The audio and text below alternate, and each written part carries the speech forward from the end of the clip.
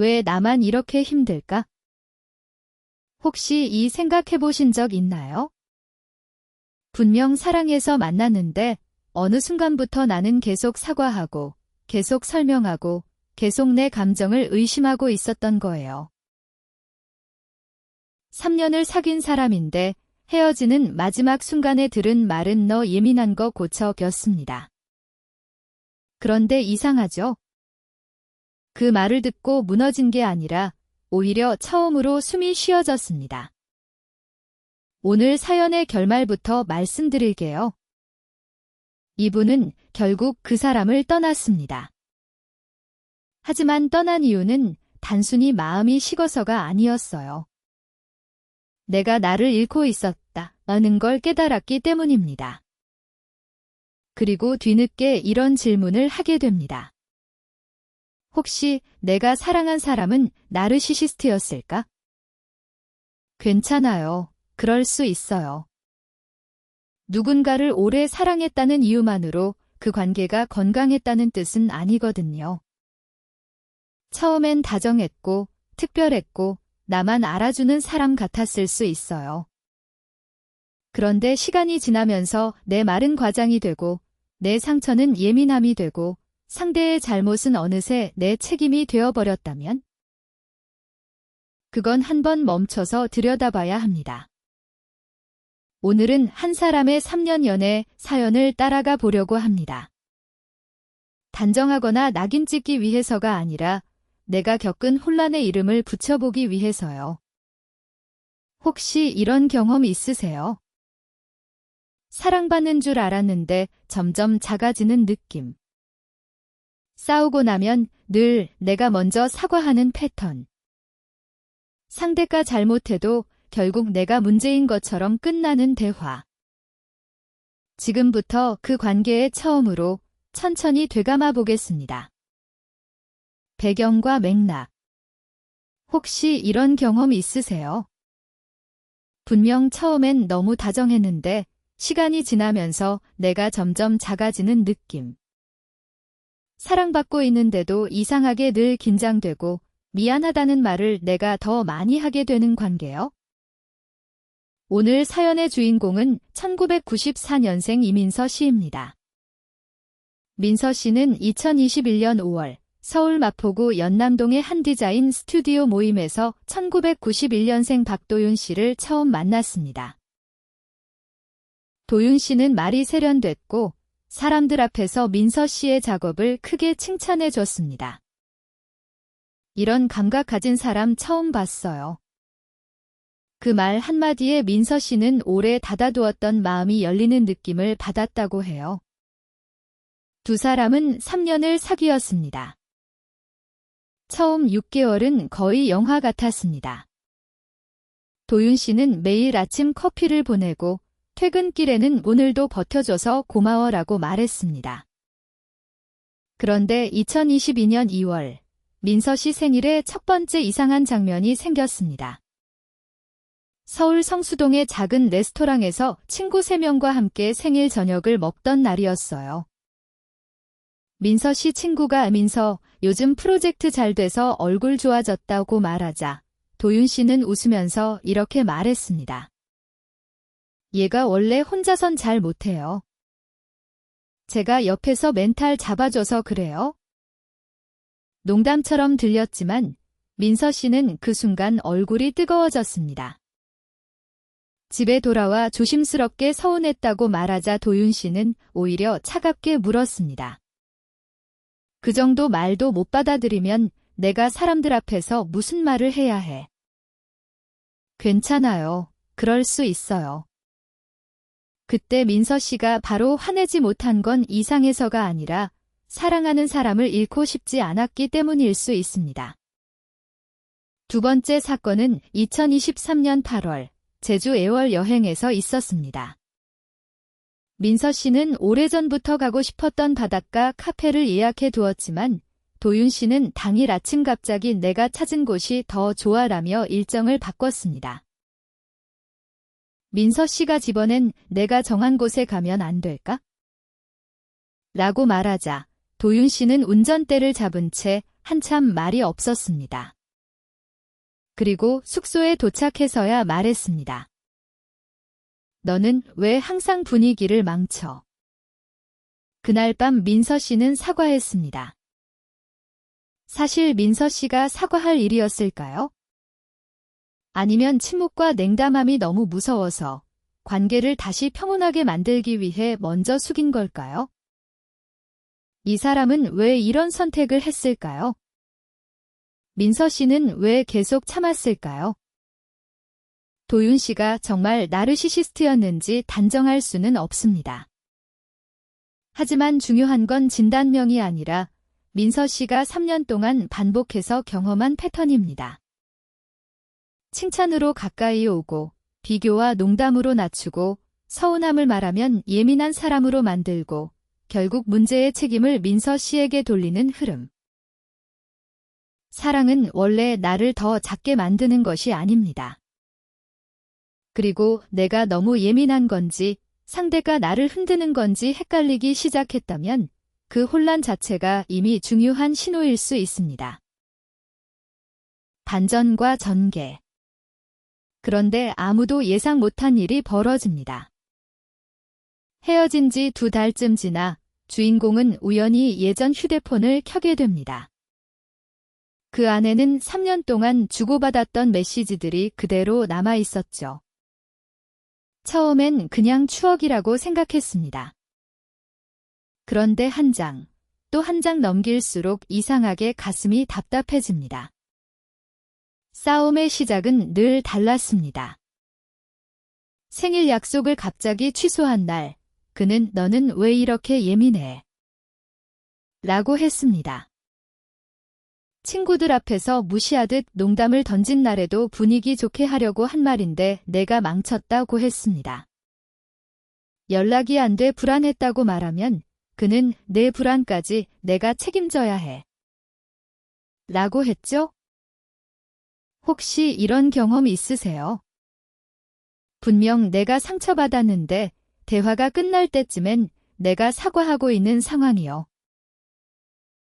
내가 화가 난 이유를 설명하다가 어느새 내가 너무 집착하는 사람, 너무 예민한 사람, 이해심 없는 사람이 되어 있는 순간 말이에요. 두 번째 에피소드는 친구의 결혼식 날이었습니다. 그는 사람들 앞에서는 정말 다정했습니다. 주인공의 외투를 챙겨주고 음식도 덜어주고 주변 사람들에게 제가 좀 덜렁대서 내가 챙겨야 해요 라고 웃으며 말했습니다. 모두가 말했죠. 너 진짜 사랑받는다. 그런데 집에 돌아오는 차 안에서 그는 갑자기 차갑게 변했습니다. 오늘 너 말투 별로였어? 내 친구들 앞에서 나 창피하게 만들었어. 주인공은 놀랐습니다. 방금 전까지 완벽한 연인이었던 사람이 문이 닫히자마자 전혀 다른 얼굴을 보여줬으니까요.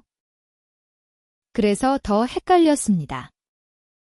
밖에서는 좋은 사람인데 둘만 있을 때만 이렇게 힘들다면 정말 내 문제일까?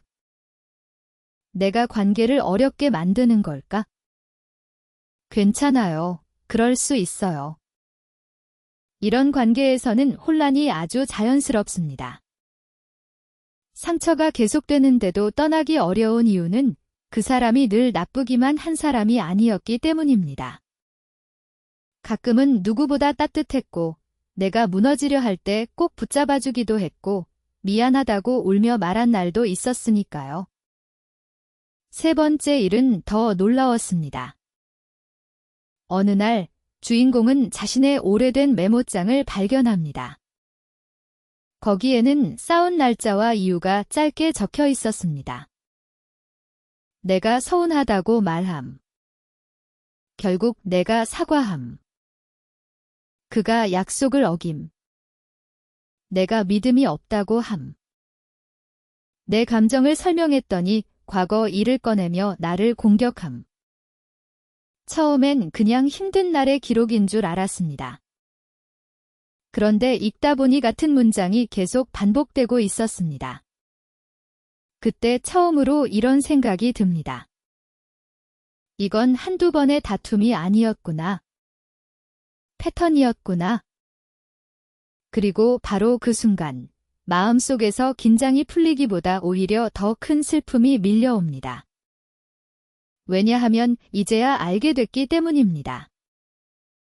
내가 사랑을 지키려고 참고, 이해하고, 고치려 했던 시간들이 사실은 나 자신을 의심하게 만드는 시간이었을지도 모른다는 거려. 물론 여기서 중요한 건 누군가를 함부로 진단하는 게 아닙니다. 그 사람은 나르시시스트다라고 단정하는 것보다 더 중요한 질문이 있습니다. 이 관계 안에서 나는 계속 작아졌는가? 내 감정은 존중받았는가?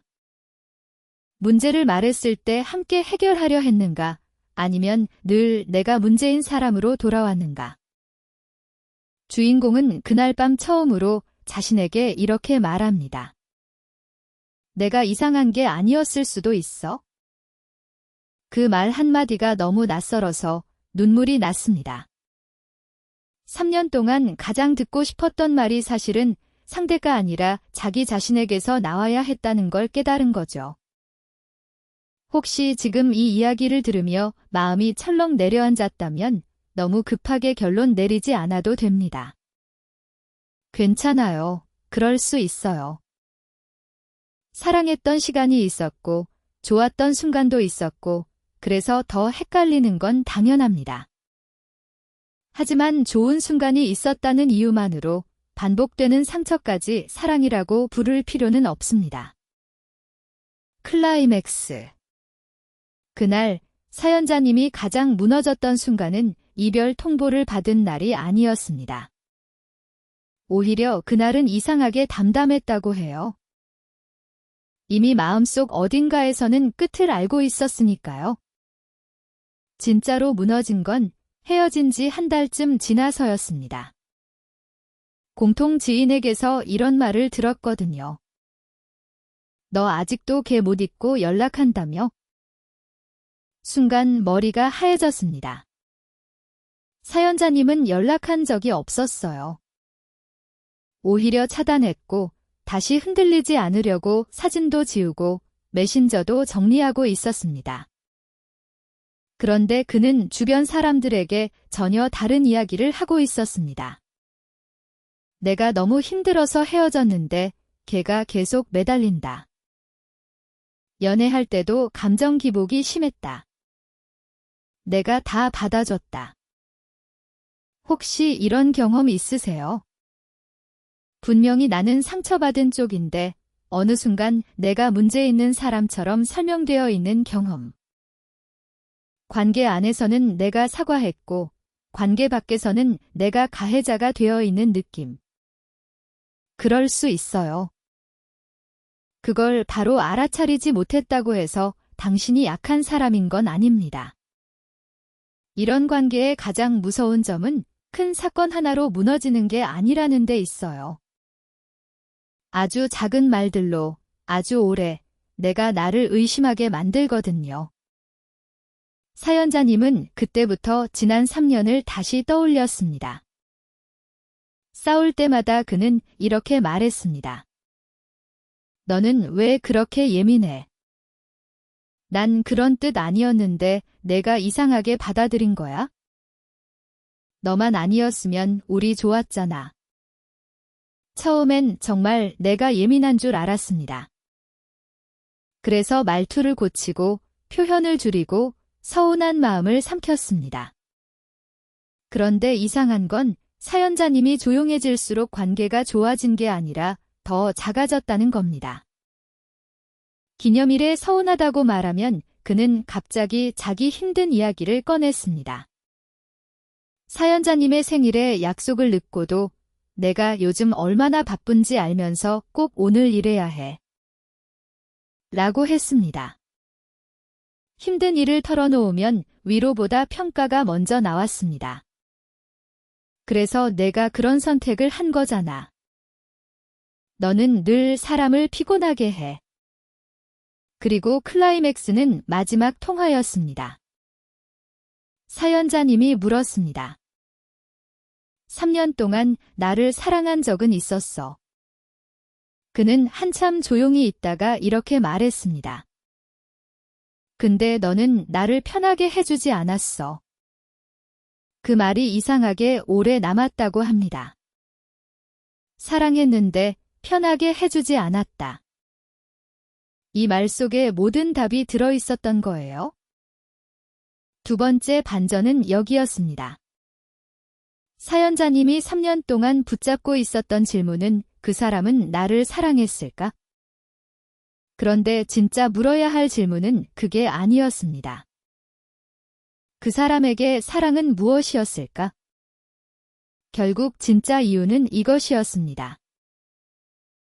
그는 관계를 사랑의 자리로 본 게 아니라 자신이 편안해야 하는 자리로 보고 있었던 겁니다. 내가 이해받는 관계가 아니라 상대가 자신의 기분을 맞춰주는 관계.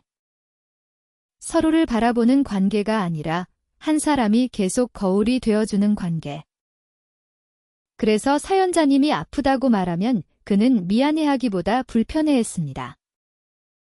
사연자님이 경계를 세우면 그는 대화가 아니라 공격으로 받아들였습니다. 사연자님이 울면 안아주는 게 아니라 자신을 나쁜 사람으로 만든다고 느꼈습니다. 여기서 체크리스트를 조용히 한번 떠올려 보세요. 내 감정을 말했을 때 대화가 해결로 가지 않고 늘 내가 예민한 사람으로 끝났나요? 사과를 받아도 이상하게 내가 더 미안해졌나요? 상대는 밖에서는 좋은 사람인데 나만 그 사람의 차가운 얼굴을 알고 있었나요? 중요한 순간마다 내 기쁨이나 슬픔이 상대의 기분 문제로 바뀌었나요? 헤어지고 나서도 그는 자기 이미지를 지키는데 더 바빴나요? 하나하나가 다 해당된다고 해서 누군가를 단정적으로 진단할 수는 없습니다. 우리는 의사가 아니고 관계는 늘 복잡하니까요. 하지만 분명히 말할 수 있는 건 있습니다. 당신이 계속 작아져야만 유지되는 관계라면 그건 건강한 사랑이 아닙니다. 사연자님은 마지막으로 이렇게 적었습니다. 저는 그 사람이 나르시시스트였는지 아직도 모르겠어요. 그런데 이제는 알아요. 그 관계 안에서 저는 제가 아니었어요. 이 문장이 정말 중요합니다.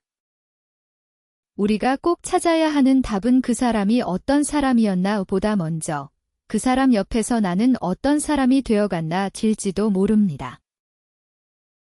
사랑받기 위해 계속 설명하고 참아내고 증명하고 사과하고 있었다면요. 그건 당신이 부족해서가 아닙니다. 너무 오래 혼자 애쓴 겁니다. 마무리. 오늘 사연을 들으면서 마음 한쪽이 오래 조여 오셨을지도 모르겠습니다.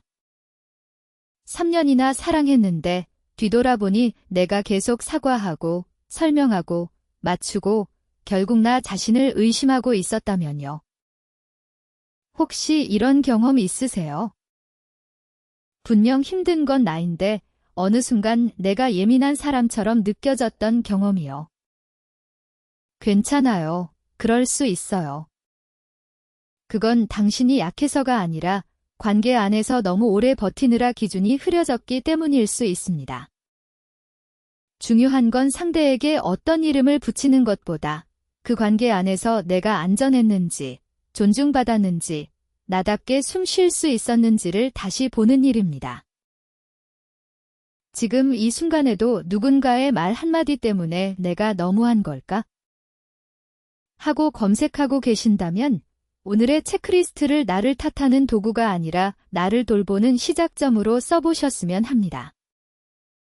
다음 편에서는 헤어진 뒤에도 계속 생각나는 사람, 미련일까 트라우마일까를 함께 이야기해 볼게요. 댓글로 관계 중 가장 자주 나를 의심하게 만들었던 말이나 상황글 알려주세요. 당신의 이야기가 또 다른 누군가에게 조용한 위로가 될 수 있습니다. 날줄시줄 심야 심리상담이 필요할 때 다시 찾아올 수 있도록 구독도 눌러두세요. 한국상담심리학회 https://크르크퍼 국가정신건강정보 포털 https://www 멘탈헬스 AP 사이칼러지 토픽스 https://www org 토픽스 설명란에는 참고자료와 관계, 점검 체크리스트 링크를 함께 남겨두겠습니다. 지금 관계가 반복해서 힘들다면 저장해두고 대화 전 다시 확인해주세요. 구독해두시면 다음 회복 루틴을 이어서 보실 수 있습니다.